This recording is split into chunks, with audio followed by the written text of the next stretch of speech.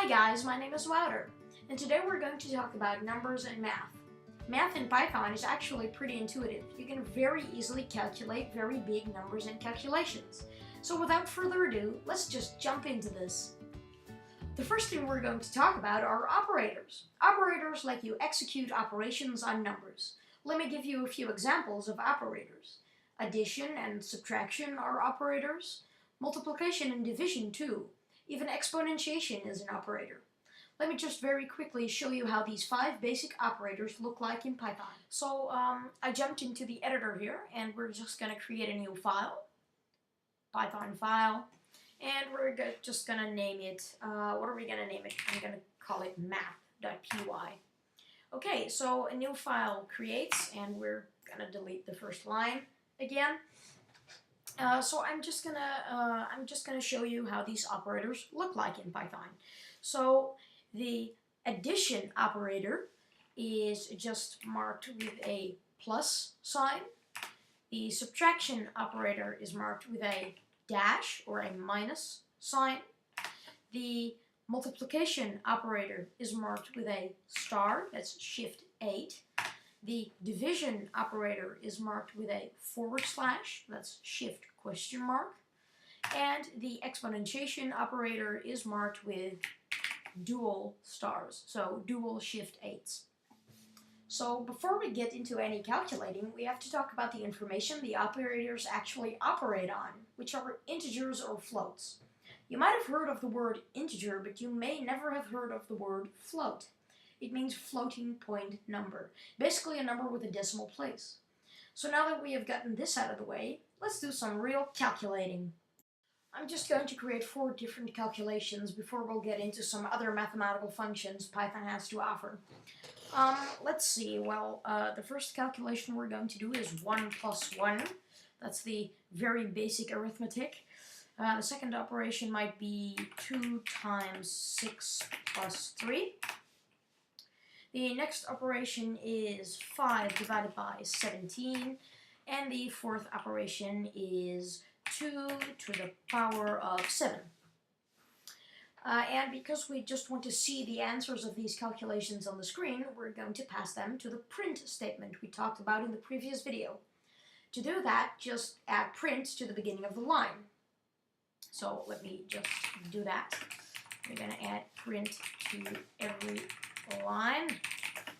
There we go. And it's going to print the answers. Oh, I'm sorry.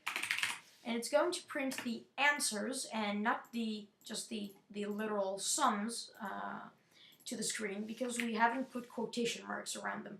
If we would have, it would become a string and not a calculation. So there we go, and let us just run that. So we're gonna click run, and this time we're going to run the math program. And there you can see 1 plus 1 is 2, that's correct. 2 times 6 is 12, plus 3 is equal to 15, that's correct. And 2 to the power of 7 is 2, 4, 8, 16, 32, 46, indeed 128. There's something weird with the third statement. I've printed 5 divided by 17. And in the output, it says it's 0, which is weird. So that's because 5 and 17 are integers and not floats. To get a decimal answer, which is the answer we want, we are going to have to need decimal numbers to calculate it. Let's just tell Python very quickly that we are in fact talking about floats and not integers, just by placing a 0.0, so that's .0, in one of the numbers from the calculation. So let me just do that. If we want to print 5 divided by 17 as a decimal number, we'll have to go 5.0 divided by 17.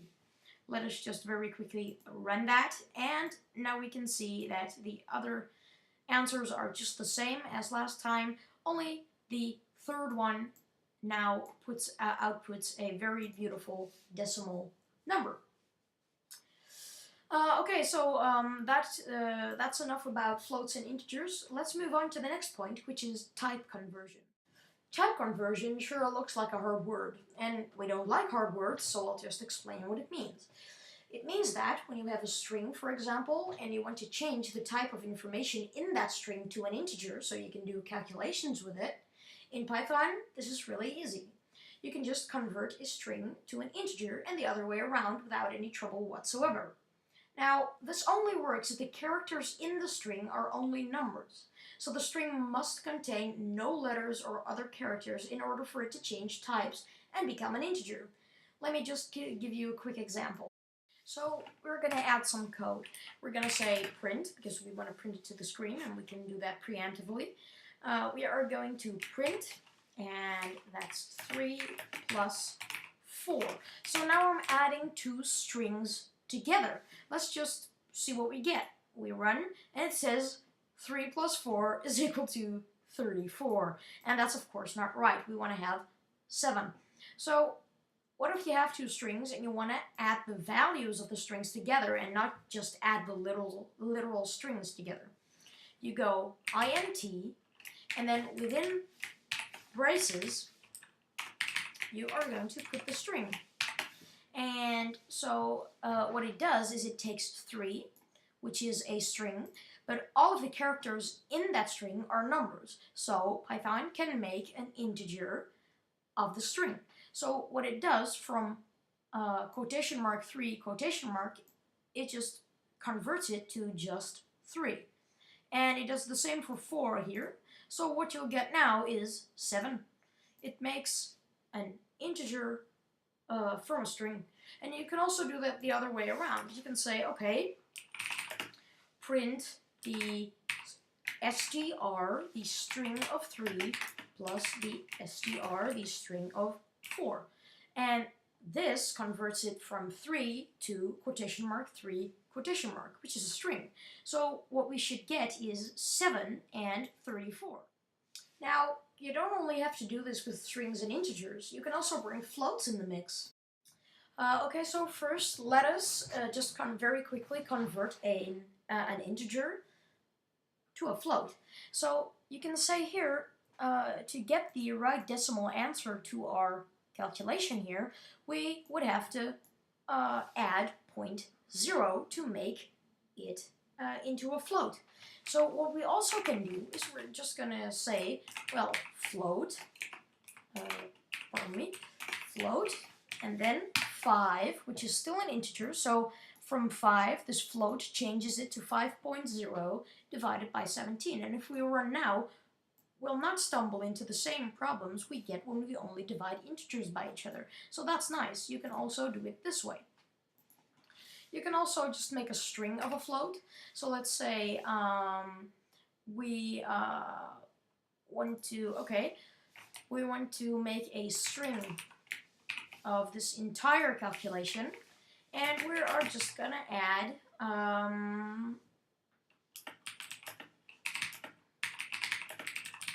the string to that. This is possible. If we run this, it says 0.29 blah blah blah was the right answer. So this opens up a whole new world of possibilities. You can print more than one type variable onto one line. So it says, okay, it makes from the integer 5, it makes a float, so that's 5.0. It divides it by 17, which is this number right here. And from that entire thing, it makes a string. And then to that string, it adds was the right answer. You can see that Python gets the job done. Let's move over to the next point, which is importing a module to increase mathematical functionality in Python. Simply type the statement import, followed by the name of the module you want to import, which in this case is called math. So we'll import math on the first line of the program, and we're set. Okay, so import, and then CMath. CMath. And that's the import that we'll be going to use. So with the module CMath, you can do almost everything to do with math, like find the square root of a number. Let me just show that one to you very quickly. So to use functionality within a module, you type the name of that module, followed by a period, followed by the name of the function you want to use. So let's just very quickly do that. Let's say we want to print the square root of 60, which is 4. So you import, and then the name of the module, cmath.sqrt, and then in between the braces, you type 16. Now, you could also do 16.7, for example, but we don't need it right now. It just expects an integer or a float. So, 16. Let's just run this, and it says 4 plus OJ. And I don't exactly know what OJ means. I have to read in on that, but it gives the answer 4. If we were going to do, let's say, the square root of 123.78996, and then you run, it gets the number correctly. And again, that 0J, it's kind of bothering me. Well, okay, you can also do calculations with, for example, pi. So to find an area of a circle, we use the formula, I believe it is pi times r squared, and r is the radius of the circle. So let's say we want to find the area of a circle of which the radius is equal to 3. So to do that, we have to print, so cmath.pi times 3 squared. And I don't know which one Python will be doing first, exponentiation here or multiplication there, but exponentiation must go first, so we are just going to put that between brackets. And when we play, we can see that the area of a circle with radius 3 is equal to 28.27 blah blah blah. So with the CMath module and with the regular math module, you can do so much more than this, almost more to cover in one video. So I'll just be putting a link down in the description to a wiki especially for the math module. So I guess that wraps it up, guys. Thanks for watching. I hope you learned something. In the next video, we're going to cover variables and conditionals.